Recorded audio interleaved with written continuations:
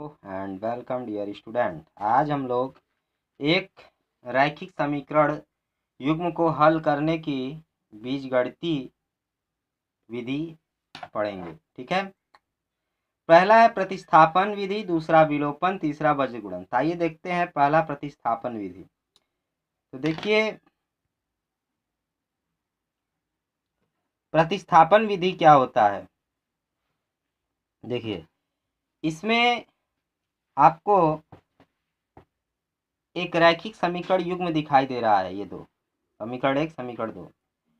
समीकरण एक से पहला जो रैखिक समीकरण युग्म है उसको समीकरण एक मान लिए, दूसरा जो रैखिक समीकरण युग्म है उसको समीकरण नंबर 2 मान लिए।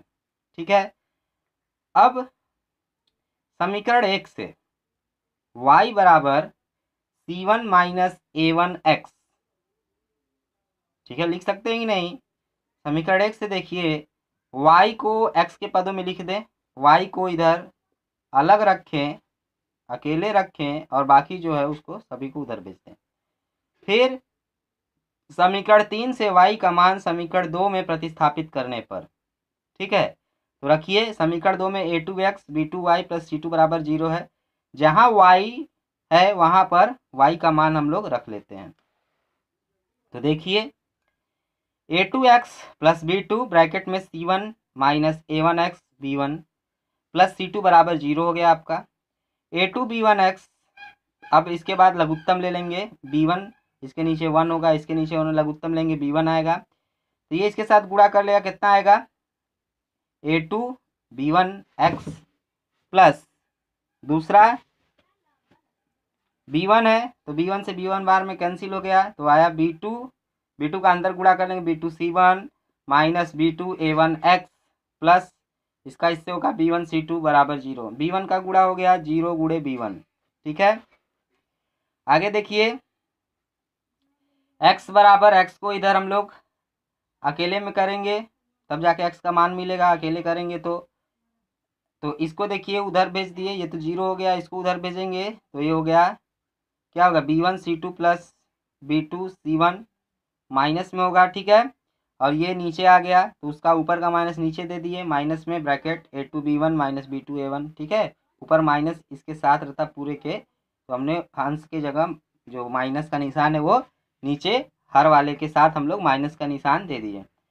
तो x बराबर देखिए अब माइनस यहाँ पर है, तो यहाँ से हम लोग माइनस कॉमन ले लेंगे, तो माइनस बाहर से पहले ही है, माइनस कॉमन लेंगे प्लस हो गया, ये आपका हो गया b2 a1 minus a2 b1। ठीक है, तो अब देखिए x का मान समीकरण 3 में फिर रखते हैं, प्रतिस्थापित में रखना, y का मान कितना मिलता है, x का मान समीकरण 3 में रखिए। तो देखिए समीकरण 3 है आपका, ये आपका समीकरण 3 है, इसमें x की जगह पर रखेंगे मान।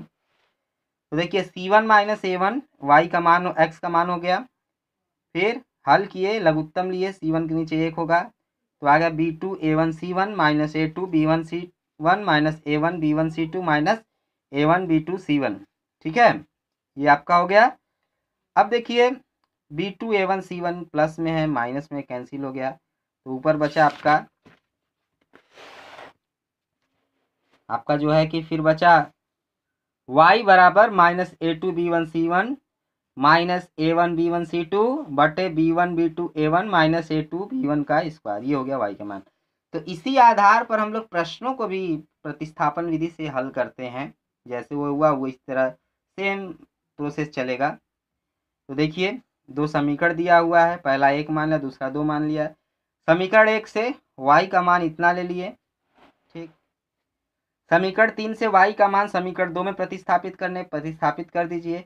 x प्लस 2y बराबर 3 है, y की जगह पर y का मान रख दिए, तो क्या आ गया x प्लस 2 ब्रैकेट में 2 माइनस 7x बटे माइनस 15 बराबर 3। अब देखिए लघुत्तम ले लेते हैं, माइनस 15 आएगा, फिर इस यहाँ पर जाएगा माइनस 15x, फिर 2 का अंदर गुणा 4 हो गया, माइनस 7 दूना 14x हो गया। ठीक है, बराबर 3 हो गया यहाँ पर।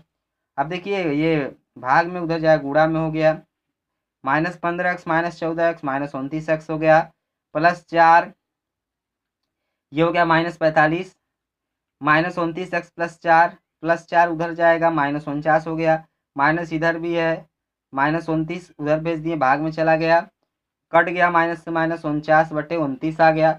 यक्स का मान समीकरण 3 में प्रतिस्थापित करने पर, यक्स का मान देखिए समीकरण 3 में रखते हैं। अब तो यक्स का मान समीकरण 3 में रखते हैं, 2 - 7 × 49/29 यक्स की जगह पर बटे -15, 58 माइनस ये फिर ऊपर लघुत्तम ले लिए, 2 के बटे में 1 होगा 29, ठीक है, 29 दूना 58 माइनस 7 का गुणा 49 में 343 हो गया, बटे -15, -15 का ये इसमें गुणा हो जाएगा 29 में, -29 × 15 19/29 हो गया, ठीक है।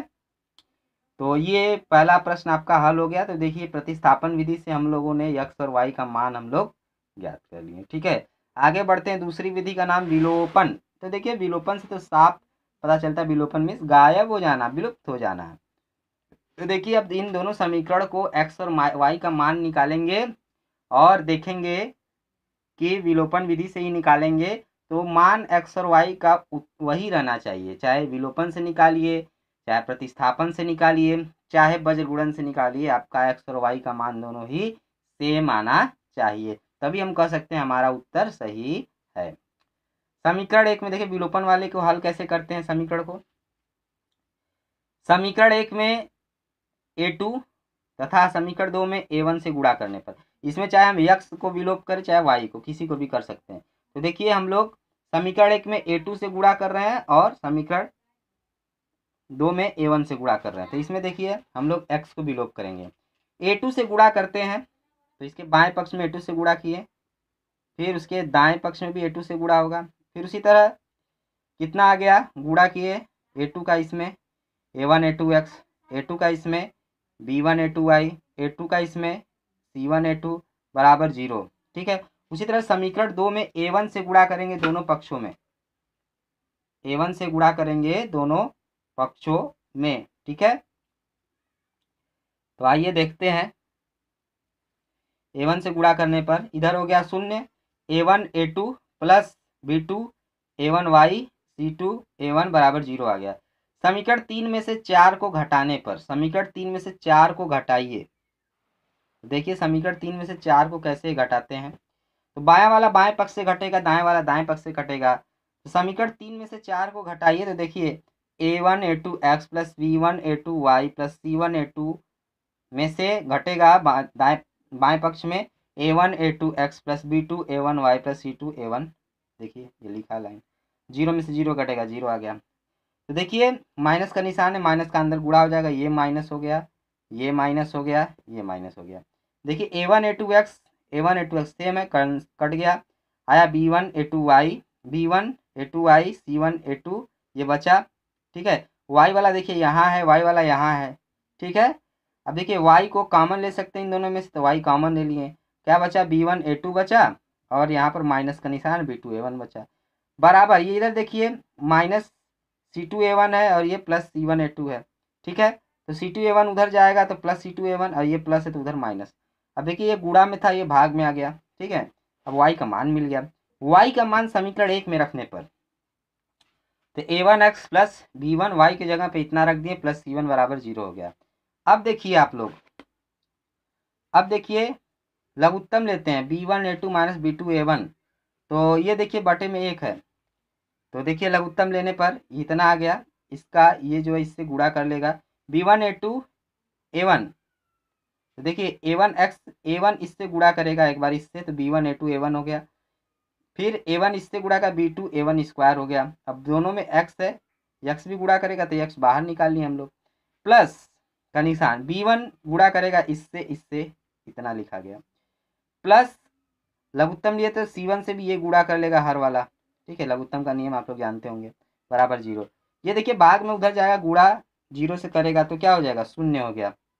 तो अब देखिए आया हमारे पास ये हो गया, और b1 c2 a1 minus b1 c1 a2 plus c1 b1 a2 minus c1 b2 a1, तो देखिए c1 b1 a2 b1 c1 a2 बात एक ही है, दोनों कट गए, तो बचा क्या, तो हमारे पास x बराबर देखिए इतना बचा, पक्षांतर कर लेंगे तो x का मान तो ये था विलोपन विधि को इसी तरह हम लोग हल करके x और y का मान निकालें। तो एक सवाल देखिए, भारतीय प्रश्न है, दो व्यक्तियों की आय का अनुपात 9:7 है और उनके खर्चों का अनुपात 4:3 है। यदि प्रत्येक व्यक्ति प्रति महीने 2,000 रुपये बचा लेता, तो देखिए मान लीजिए कोई व्यक्ति अगर 10,000 रुपया महीना कमा रहा है, अगर वो 5,000 खर्चा कर देता है तो कितना बचा है? तो 10,000 में से 5,000 घटाएंगे तभी ना हमको पता चलेगा कि उसके पास कितना बचा है, सेव कितना है। ठीक है, तो उसकी मासिक ज्ञात कीजिए, उसकी मासिक आय ज्ञात कीजिए। माना दो व्यक्तियों की मासिक आय क्रमशः 9x है, क्योंकि 9 संबंधित 7 के रुपए में इनका जो है कि आय है। तो माना पहले कि दोनों व्यक्तियों की क्रमशः 9x तथा 7x है और उनके खर्च क्रमशः 4y और 3y है। ठीक है, अब देखिए हम लोग वो जितना कमा रहा है, पहला आदमी 9x कमा रहा है और 4y खर्चा कर रहा है, तो 9 में से 4y घटाएंगे तभी ना पता चलेगा कि कितना पैसा आया, कितना बचाया। तो बचाया 2,000, तो 2,000 के बराबर होगा 9x - 4y। अब इसी तरह दूसरा व्यक्ति 7x कमा रहा है और 3y खर्चा कर रहा है, तो 3y घटाएंगे तब ना जाके पता चलेगा कि कितना बचा। तो जो बचेगा वो 2,000 का रहा है। समीकरण 1 में 7 से, समीकरण 1 में 7 से, समीकरण 2 में 9 से गुणा करके 1 में से 2 को घटाने पर, ठीक है, तो देखिए 7 से गुणा किए, उसके बाएं पक्ष में 9x - 4y में माइनस, इसमें से घटेगा माइनस का निशान लगे, इसमें 9 से करना, 9 ब्रैकेट में ये बराबर 2,000 में दाएं पक्ष में भी 7 से गुणा होगा और नीचे 9 से गुणा होगा, ये भी घट गया। इधर आ गया -4,000, उधर 63x - 28x -63x + 27 कट गया। ये आ गया आपका -28 + 27 हो गया -y बराबर -4,000, माइनस माइनस कट गया, y बराबर 4,000 आ गया। ठीक है, y का मान समीकरण 1 में रखने पर, तो देखिए y का मान समीकरण 1 में रखिए, जहाँ y है वहां पर रख देंगे 4,000। तो देखिए यहाँ पर 9x - 4y बराबर 2,000 है। ठीक है, अब 1 में रखिए 9x - 4 गुणे y का मान 4,000 बराबर 2,000, ये हो गया 16,000। ठीक है, उधर आया -16,000, उधर आया प्लस हो गया 16,000 और ये हो गया 9x बराबर 18,000, 16 तो 18,000 और ये x बराबर हो गया 2,000। अतः दो व्यक्तियों की मासिक आय क्रमशः, तो हम लोग माने थे कितना था मासिक आय क्रमशः 9x था पहले व्यक्ति का, तो 2,000 आया x का मान। ठीक है, तो 9 दूना 18,000। दूसरा कितना था, दूसरा 14,000, सॉरी दूसरे वाले का 7x था, तो x का मान 2,000 आया, तो 7 दूना 14,000 हो गया। ठीक है, आगे बढ़ते हैं। और एक चीज और देखना है, और उसका मासिक आय तो पता चल गया, अब उसका खर्चा अगर कोई पूछे कि आखिर उन लोगों ने खर्चा कितना किया, तो ये कैसे आप बता पाओगे? इसके लिए बताना पड़ेगा कि नहीं? अगर कोई पूछ दिया कि खर्चा, तो देखिए, तो खर्चा देखिए उनके खर्च क्रमशः क्या है, वाई का मान कितना आया था, वाई का मान देखेंगे तो क्या आया था 4,000। तो हमने खर्चा पहले व्यक्ति का था, पहले व्यक्ति का खर्चा था 4y, तो 4 और 4 से गुणा करेंगे, 4 चौका 16। दूसरे का था कितना 3y, तो 3 में 4 से गुणा करेंगे, 4,000 से 3 चौका 12,000। ठीक है, इतना उन्होंने खर्चा किया। तो ठीक है, ये समझ में आ गया होगा प्रश्न का सॉल्यूशन जो है। अब देखिए अगला, दो अंकों की एक संख्या एवं उसके अंकों को उलटने पर बनी संख्या का योग 66 है। दो अंकों की संख्या मान लीजिए, दो अंकों कोई भी संख्या हो सकती है, 48 ही मान लीजिए। अब उनके अंकों को उल्टने पर 48 में 4 8 आता है, तो 8 4 हो गया, उनका योग कर 66 हो जाता है। मैं एक उदाहरण बता रहा हूँ, ये हो सकता है यदि संख्या के अंकों का अंतर 2 हो, उनके घटाना, अगर संख्याओं घटाया जाए, जो अंक है मान लीजिए 2 अंक है 4 8, तो आपस में अगर घटाया जाए 8 में से 4 बड़े में से छोटा, तो 2 आना चाहिए अंतर। ठीक है, या 2 में से 4 घटाए तो अंतर 2 का हो, निशान कुछ भी हो सकता है ऋण या धन का। तो संख्या ज्ञात कीजिए, ऐसी संख्याएं कितनी है। ठीक है, तो ऐसी संख्याएं कितनी है वो भी पता कर देंगे, तो बता देंगे हल करने के बाद ऐसी संख्याएं कितनी है। तो देखिए 2 अंक की ऐसी संख्याएं कितनी है। माना प्रथम संख्या की दहाई तथा इकाई के अंक क्रमशः x और y है। दहाई का अंक कितना है भैया, प्रथम संख्या की दहाई का तथा इकाई का अंक x है और y है। तो ये देखिए अतः दो अंकों की एक संख्या कितनी होगी, ये देखिए इकाई का अंक हो गया, दहाई का 10 गुणे 9 करने 90। ठीक है, तो प्रश्नानुसार कह रहा है कि दो संख्याओं अंकों की एक संख्या एवं उसके अंकों को उलटने पर बनी संख्या का योग 66 है। दो अंकों की संख्या देखिए 10x+y, अंकों को उलट दिए, दहाई इकाई चलेगा, इकाई दहाई पर, तो x y की जगह y x की जगह हो गया 10y+x। योग दोनों का इसका और इसका योग कितना होगा 66 का है। जोड़िए 10 है और ये x है 11x, y है 10y है 11y बराबर 60 है। 11 कॉमन ले लिए, भेज दीजिए, 66/11 हो गया, कट गया। x+y बराबर कितना आ गया 6 तथा x माइनस वाई बराबर 2। ठीक है, x माइनस वाई बराबर 2। क्यों? क्योंकि वो कहा है कि इकाई तथा दहाई के अंक जो हैं उनका अंतर 2 है, तो 2 लिख दिए। अब हो सकता है x बड़ा हो, 2 धनात्मक आ रहा है अंतर, तो हम लोग धनात्मक ही माने। ठीक है, ऋणात्मक छोड़ दें, तो धनात्मक आ रहा है, तो x माइनस वाई बराबर 2 या y माइनस एक्स बराबर 2। y बड़ा हो सकता है, x भी बड़ा हो सकता है। ठीक है, आइए देखते हैं। पहली स्थिति जब x बड़ा y से, समीकरण 1 व 2 को जोड़ने पर, तो देखिए जोड़ें 1 और 2 को, तो कितना आ गया, बाएं बाएं से जुड़ गया, दाएं दाएं 6 2 8 हो गया, इधर हो गया, y से y कट गया, 2x बराबर 8 आ गया, x बराबर 4 आ गया। ठीक है, x का मान समीकरण 1 में रखने पर 4 + y बराबर 6, y बराबर 2 हो गया। जब x छोटा हो y से, तो स्थिति दूसरी देखिए, समीकरण 1 3 को जोड़ने पर x + y माइनस एक्स बराबर 8, y बराबर हो गया आपका 4। ठीक है, तो दोनों स्थिति में हमको मिल गया। तो अब देखिए y का जो मान आया दोनों स्थितियों में, उसको समीकरण 1 में रखने पर, तो x का मान आ गया 2। ठीक है, अतः संख्या 20 + 4, तो हमारा क्या होगा, x का मान 2 आया, तो 10 दूना 20 अब प्लस y का मान 4, 24 हो गया या 42 हो जाएगा। ठीक है, वज्र गुणन विधि देखिए, तीसरी और अंतिम विधि है वज्र गुणन विधि। वज्र गुणन विधि देखिए क्या होता है, मान लीजिए दो समीकरण हमको दिए हुए हैं, समीकरण 1 में b2 तथा समीकरण 2 में b1 से गुणा करने पर कर दिए।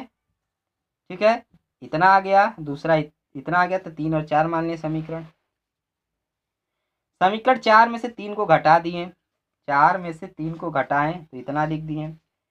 ये देखिए b1 b2y और b1 b2y प्लस और माइनस में कट गया, x वाला यहाँ है, x वाला यहाँ है, दोनों को साथ कर लिए, कॉमन ले लिए, x b1y2 minus b2a1 plus y वाला यहाँ, सॉरी बिना y वाला यहाँ है, बिना y वाला यहाँ है, तो ये हो गया। इसको उधर भेज दिए, b1 c2 minus b2 c1, तो ये हो गया आपका b2 c1 माइनस b1, ये गुणा में है तो नीचे आ गया, भाग में हो गया। अब देखिए यहाँ से माइनस कॉमन ले लिए नीचे वाले हर में से, तो आ गया आपका ये प्लस हो जाएगा, तो a1 b2 minus a2 b1, और ऊपर से भी माइनस कॉमन ले लिए, तो हो गया b1 c2 प्लस में माइनस, तो कैंसिल हो गया, माइनस माइनस कॉमन ऊपर का नीचे का।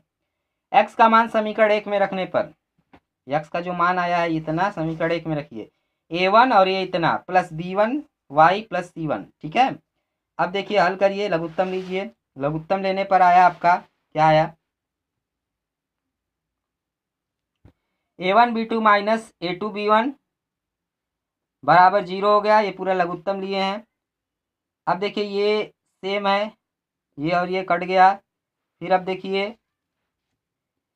यहाँ पर, यहाँ देखिए b1 है, ठीक, b1 किसमें से कॉमन हो जाएगा, इन दोनों में से b1 कॉमन हो गया, अंदर आया a1 b2 minus a2 b1, बाहर y है, अब बराबर ये माइनस था उधर गया प्लस में हो गया, ये प्लस में था इधर गया माइनस में हो गया। अब देखिए आगे y का मान, ये गुणा में है, b1 इतना, ये नीचे आ गया, b1 का अंदर b1 ऊपर से कॉमन ले लिए हम लोग, ऊपर से कट गया, ये y का मान आ गया। समीकरण 5 और 6 से देखिए, समीकरण 5 और 6 से देखिए, समीकरण 5 में आप लोग एक चीज गौर करेंगे, ध्यान से देखेंगे, x बराबर इतना है तो हर इसका इतना है, तो समीकरण 6 में भी देखिए y बराबर इतना है, हर भी सेम है, तो दोनों का हर सेम है। अगर हम लोग y के नीचे इस अंश को ले लें और x के नीचे इस वाले अंश को ले लें, ठीक है, तो देखिए क्या हो जाता है, तो आपका आ गया x बटे b1 c2 minus b2 C1, ठीक है। y बटे ये आ गया आपका नीचे, और एक बटे A1 B2 minus A2 B1, ये दोनों के ही बराबर हो गया, x बटे इतने के y बटे इतने के। अब देखिए इसको हम लोग ऐसे लिख सकते हैं, एक हल करने के लिए सवालों को एक तरीका है, x के बटे में लिख देंगे B1 B2 C1 C2, इसका इसके साथ गुणा होगा, फिर माइनस लगा कर इसका इसके साथ गुणा, फिर y बटे में लिखेंगे C1 का इसके साथ, C2 का माइनस लगा के C2 का इसके साथ गुणा, फिर एक बटे में इसका इसके साथ, इसका इसके साथ, और सब में बराबर रहेगा इस तरह, ठीक है। तो ये जो ये निहर वाला जो चीज़ है इसको हम लोग ऐसे लिख सकते हैं, ठीक है। तो आइए अब एक प्रश्न करते हैं तो समझ में आएगा आपको जो मैंने नियम बताया। बेंगलोर के एक बस स्टैंड से यदि हम 2 टिकट मल्लेश्वरम के तथा 3 टिकट यशवंतपुर के खरीदे, बेंगलोर एक बस स्टैंड है, वहां से हम 2 टिकट खरीदते हैं, एक मल्लेश्वरम के लिए तथा 3 टिकट यशवंतपुर के लिए खरीदते हैं, तो कुल हमारे पास पैसा लगता है 46 रुपया खर्चा होता है। परंतु यदि हम 3 टिकट मल्लेश्वरम के और 5 टिकट यशवंतपुर के खरीदे तो कुल 74 रुपया लगता है। बस स्टैंड से मल्लेश्वरम का किराया तथा बस स्टैंड से यशवंतपुर का किराया कितना होगा। तो देखिए माना हल कैसे होता है, माना बेंगलोर के बस स्टैंड से मल्लेश्वरम का किराया x रुपये तथा यशवंतपुर का किराया y रुपये है, ठीक है। 2x प्लस 3y बराबर 46, तो 2 टिकट हम लोग मल्लेश्वरम का खरीदते हैं, 3 टिकट यशवंतपुर का, 46 रुपये आ गया। तो एक टिकट x रुपये का था, 2 टिकट 2x, एक टिकट y रुपये का यशवंतपुर का, तो 3 टिकट 3y, दोनों को जोड़ेंगे 46 के बराबर होगा। 46 उधर लेके समीकरण 1। फिर उसकी तरह 3 टिकट मल्लेश्वरम का खरीदे, 5 टिकट जो है कि हम लोग कहाँ से खरीदे, यशवंतपुर का, तो हो गया दोनों का जोड़ 74, ठीक है। माइनस उधर कर दे समीकरण 2। समीकरण 1 और 2 से, समीकरण 1 और 2 से देखिए वज्र गुणन से हल करने पर x के बटे में B1 B2 C1 C2 A1 A2, और ये आपका हो जाएगा क्या, B1 B2। फिर अधिक तिर्यक गुणा करते हैं, तिर्यक गुणा करते हैं भैया, तो 3 गुणे माइनस 74, माइनस का निशान 5 का माइनस 46 में, बराबर y बटे माइनस 46 का 3 में गुणा करिए, माइनस 74 का 2 में करिए, माइनस लगा करिए, माइनस फार्मूला का है, 1 बटे 4 दूना 10, 3 त्रिका 9, ठीक है।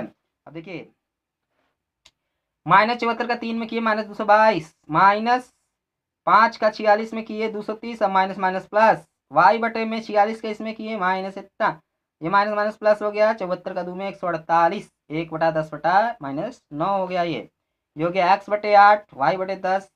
एक बार x बटे 8 को इसके साथ लेंगे, इसको इसके साथ, x बराबर इसको साथ इसके साथ लेंगे तो 8 का गुणा 8 हो गया, और y बटा 10 को इसके साथ लेंगे, y बराबर 10, तो x का मान 8 आ गया, y का मान 10 आ गया। इसका मतलब मल्लेश्वरम का किराया एक टिकट का कितना है, 8 रुपया, और यशवंतपुर का किराया एक टिकट का कितना है, 10 रुपया।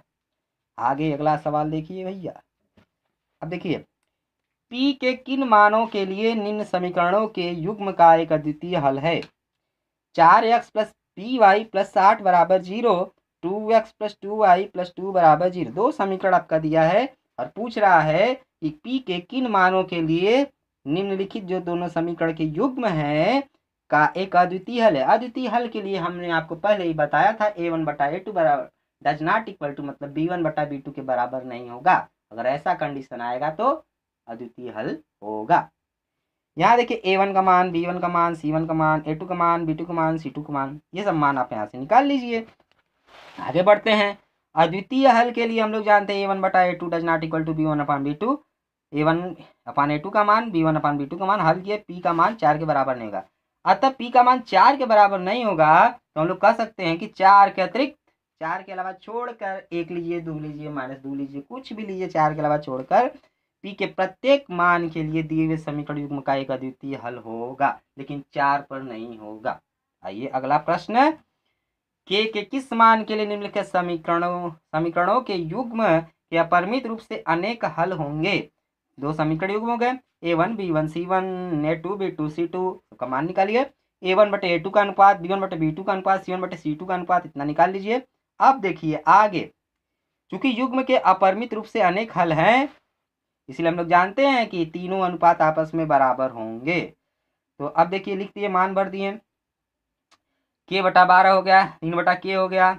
एक बार इसको इसके साथ ले लिए, k स्क्वायर का मान 36, 3k, 3 गुणा कर दिए, k का k स्क्वायर माइनस 3k, ठीक है, और k का 3k, k बराबर plus minus 6, k square minus 3k उधर चला गया, माइनस 3k, फिर इधर उधर बदल देंगे तो जो है कि उधर गया तो फिर LHS RHS में लिख सकते हैं इसे, 2 बराबर 3 या 3 बराबर 2, k का मान प्लस माइनस 6 आ गया तथा k स्क्वायर माइनस 6 के बराबर 0 हो गया, ठीक है। k कॉमन लेंगे, k कॉमन ले लेंगे, ठीक, k कॉमन लेकर sorry k square minus 3k minus 3k, तो माइनस 3k माइनस 6k हो गया, ठीक है। k कॉमन लेंगे दोनों में से, k माइनस 6 बराबर 0 आ गया, फिर k बराबर 0 होगा या k माइनस 6 बराबर 0, k बराबर 0 या k बराबर 6, इधर k बराबर प्लस माइनस 6।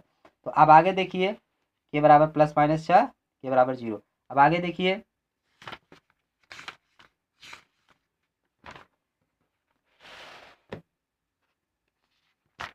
अगला आगे उसके बाद क्या बात है, आगे देखिए, k बराबर माइनस 6 पर, k बराबर प्लस माइनस 6 आया था, k बराबर 0 आया था, k बराबर 6, मतलब k बराबर 6 का ही मानेंगे, और k बराबर 0, k बराबर प्लस माइनस 6, ये 3 है। k बराबर माइनस 6 पर देखिए, a1 बटे a2 का मान a माइनस 1 बटा 2, b1 बटे b2 का माइनस 1 बटा 2, c1 बटे c2 का मान 3 बटे 2 आ गया। तो देखिए a1 बटे a2 डजना बराबर b1 बटे b2 डजना टू c1, ये तो समांतर का है, समांतर प्रतिबंध है, k बराबर माइनस 6 पर प्रतिबंध संतुष्ट नहीं करता। तो क्योंकि हमको अपरिमित रूप से अनेक हल था, लेकिन यहाँ पर तो जो है कि कोई हल का नहीं है, कोई हल वाला नहीं मिला, तो कहाँ संतुष्ट किया, इसीलिए के बराबर माइनस 6 नहीं माना जाएगा हल। फिर के बराबर 0 पर देखिए, के बराबर 0 पर जो है कि a1 a2 का मान 0 आ गया, b1 b2 का मान अनंत आ गया, c1 c2 का मान अनंत आ गया, ठीक है। 0 से किसी भी संख्या में भाग देंगे तो अनंत आएगा। अतः a1 बटे a2 does not equal b1 upon b2 बराबर c1 अपॉन c2, ये सब चीज़ें आपको मिल रही हैं, अर्थात अनंत है तो अपरिभाषित है, इसलिए ये लिखना भी जरूरी नहीं है, ठीक है, ये लिखना जरूरी नहीं है, अपरिभाषित आ गया। अतः के बराबर 0 पर प्रतिबंध संतुष्ट नहीं करता है, अपरिभाषित है, अनंत आया तो क्या अनंत कोई संख्या थोड़ा ही है, ठीक है, इसलिए के बराबर 6 पर प्रतिबंध संतुष्ट करता है। 0 पर नहीं किया, माइनस 6 में, के बराबर 6 पर स्वीकारात्मक है, के बराबर 6 पर सब बराबर आएंगे, ठीक है। तो थैंक यू, फिर मिलते हैं।